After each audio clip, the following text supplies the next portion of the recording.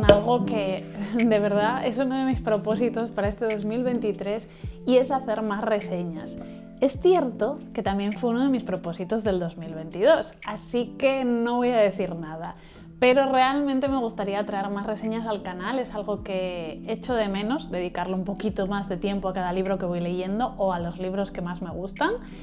Y hoy quería empezar este año con la reseña de un libro que la verdad que me ha gustado un montón, que he disfrutado mucho, que quizá no vaya a ser uno de mis libros preferidos de la vida, no, pero ha tenido algo que me ha resultado como distinto, refrescante, de esas lecturas que a mí, al menos en fantasía, me alegran la vida, porque cuando lees mucho género a veces te acabas encontrando un poco lo mismo siempre, y más dentro del género de fantasía juvenil. Y este libro para mí ha sido pues algo totalmente distinto y me lo he pasado muy bien leyéndolo, y por eso quería recomendároslo. Se llama Los novios del invierno, de Christelle Davos. Es el primer libro de una trilogía, de la trilogía de La Pasaespejos. Esta edición la tenemos en español por Nocturna Ediciones, con una traducción por J.E. Salgar. Y que sepáis que tenéis los 3 libros, perdón, no es una trilogía, son 4 libros, los 4 libros de la saga ya publicados, creo, en buena parte de Latinoamérica también. Me imagino que Nocturna nos traiga el resto de libros de la saga. No sé, no ha anunciado nada, pero me lo imagino porque, bueno, hace muy poco que salió el primero, salió a principios del año pasado, con lo cual aún están a tiempo de anunciarnos el resto de la saga. Yo confío en que así será, y lo bueno que tiene este libro es que es un poco introductorio, pero no tienes la sensación cuando lo terminas de "buf, necesito el siguiente de la saga", sino que yo me he quedado satisfecha leyendo este. O sea, efectivamente tengo muchas ganas de seguir, pero no he tenido esa necesidad irrefrenable de ponerme a leer el segundo. Sobre la autora hay poco que os pueda decir. Es una autora francesa, nació en la Costa Azul, lo que pasa que hace tiempo ya que vive en Bélgica, y lo poco que se sabe de ella es que trabajaba como librera antes de dedicarse a tiempo completo a la escritura, porque con esta saga lo petó brutalmente.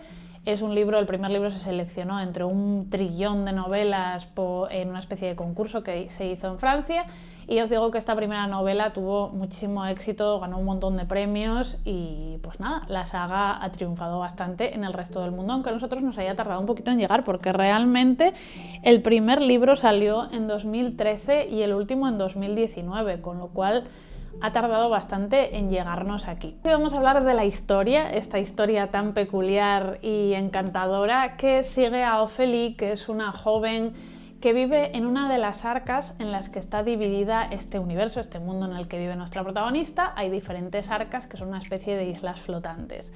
Ella vive en Ánima, que es una de estas arcas que tiene un tono, la verdad, que muy decimonónico en muchas cosas. Yo me lo he imaginado un poco como una novela de Jane Austen, porque todas las personas que viven allí son como familiares, conocidos y demás. Y ella trabaja en un museo, en el Museo de Ánima, donde ejerce sus labores como lectora, que básicamente lo que hace es leer, tiene un poder que consiste en leer a través de las manos el pasado de los objetos. Ella además tiene otra habilidad, que es viajar a través de diferentes espejos. Aunque la veáis que parece que tiene un montón de habilidades y demás, y que es estupenda esta mujer, en realidad es una chica muy tímida, muy torpe, pero eso sí, muy inteligente. Su vida va a cambiar totalmente cuando decide su familia casarla con un hombre de otra isla, de estas flotantes, de otra arca.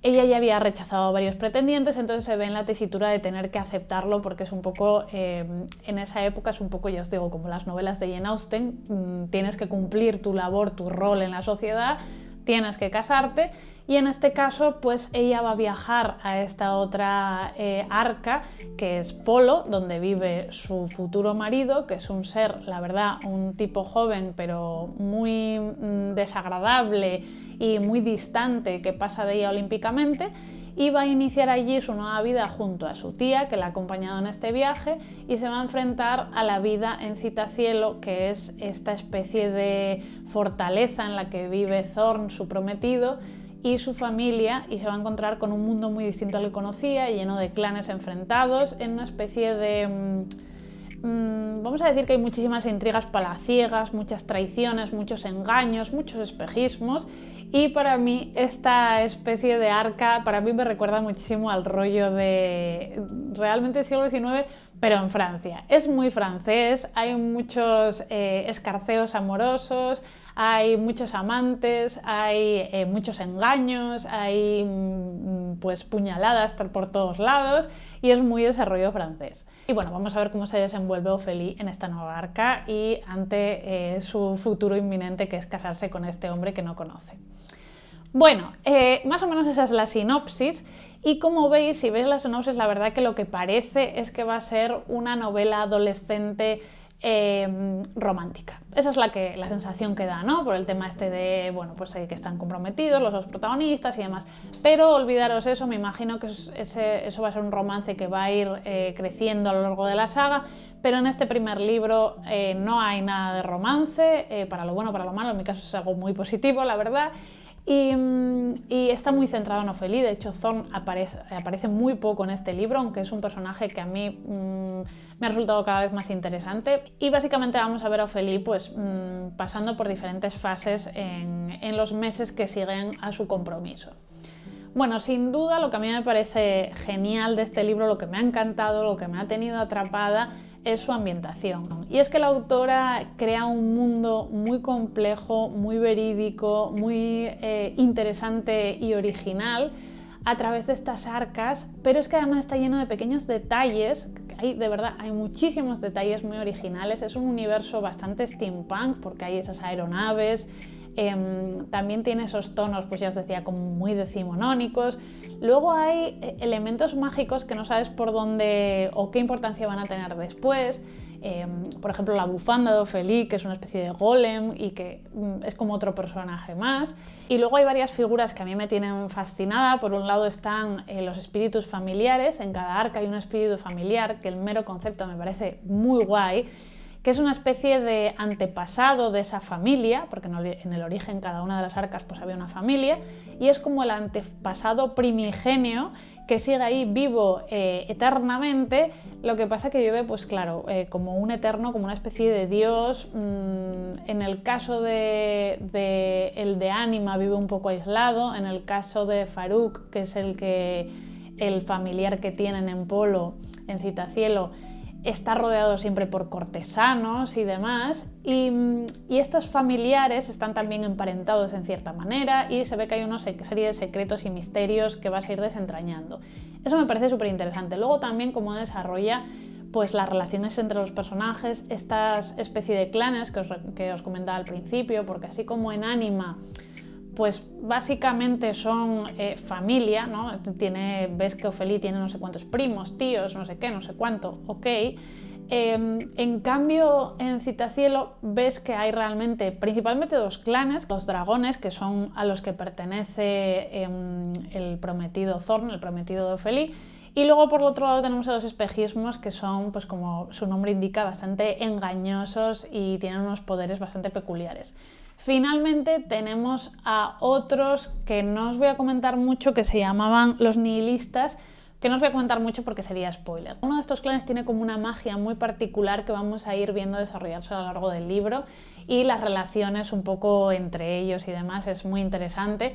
Luego vamos a ver a Ophélie, que es un personaje que por su peculiaridad de venir de otro lugar, la vamos a ir descubriendo todo esto con ella, de los puntos más altos de la sociedad, de estos grandes clanes, a la clase más trabajadora, donde también vamos a descubrir, porque ella en un punto hace como si fuera una especie de criada. Entonces vamos a descubrir pues, todos los detalles mágicos que también utilizan los nobles con los criados, esas diferencias sociales que, por ejemplo, para ella es algo como súper alienígena, porque en su isla eso no ocurre, como son todos familiares, son todos iguales y no hay esta especie de diferencias entre unos y otros. Bueno, realmente la autora construye un mundo diferente y muy consistente, o al menos a mí me dio esa sensación mientras lo iba leyendo. Luego quizá la parte para mí más negativa es que el libro tiene un poco una parte central, un nudo, al ser tan largo porque es un libro de 500 páginas, uno en el que parece que no vas a ninguna parte o que se queda un poco ahí estancada la historia, pero rápidamente vuelve a resultar interesante y vuelves a meterte. Entonces, bueno, en general, para ser una historia larga, es cierto que tiene que gustarte este tipo de historias más pausadas. A mí es que, ya sabéis que es algo que me encanta, me gusta muchísimo que los autores se tomen su tiempo en describir pues, el mundo, las relaciones, la historia que ocurre allí y demás, todo eso me gusta un montón. Entonces es un libro que no tiene mucha acción, es más pues, de pequeñas intrigas que se van desentrañando. Si os gustan ese tipo de libros, este libro os va a encantar.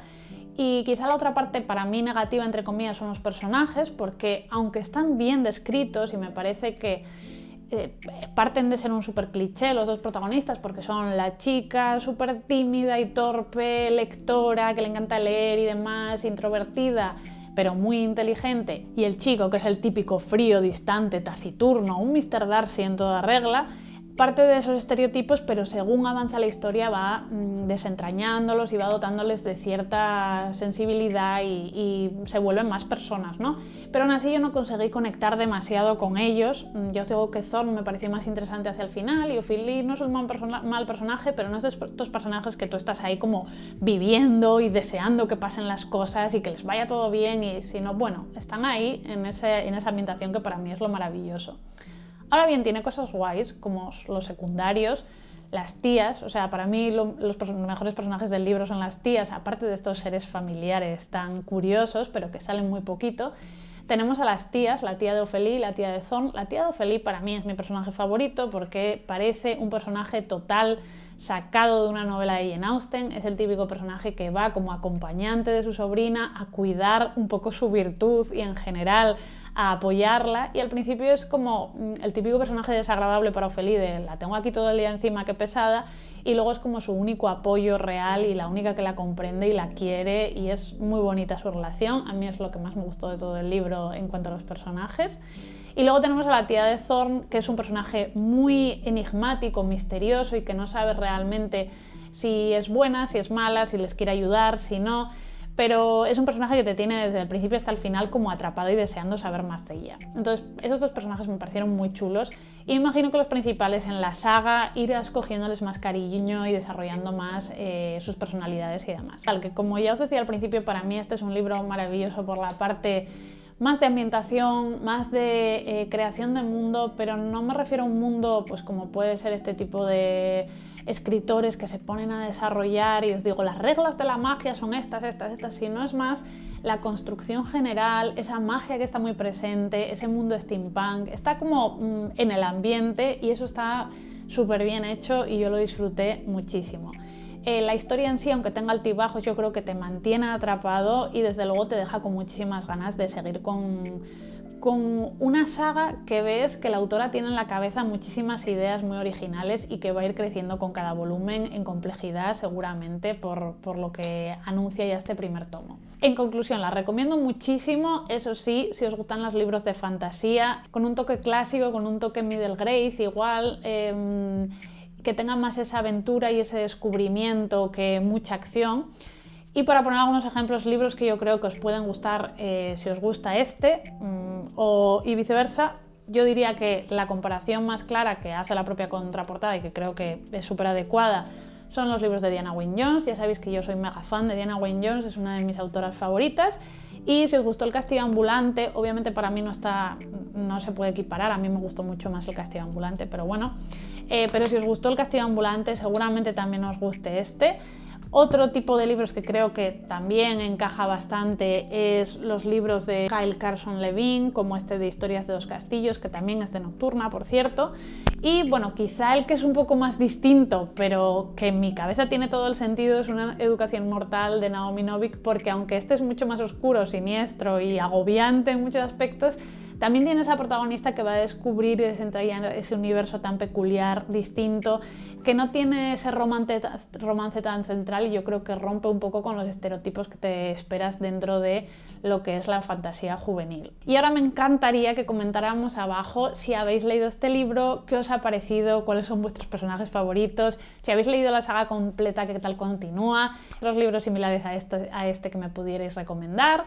En fin, hablemos en los comentarios un poquito. De nuevo, muchísimas gracias por estar ahí y ya sabéis que si queréis apoyarme a mí y a mi editorial tenéis mi Patreon, Mekelarre, que os dejo toda la información abajo. Y pues nada, que nos vemos muy pronto y adiós.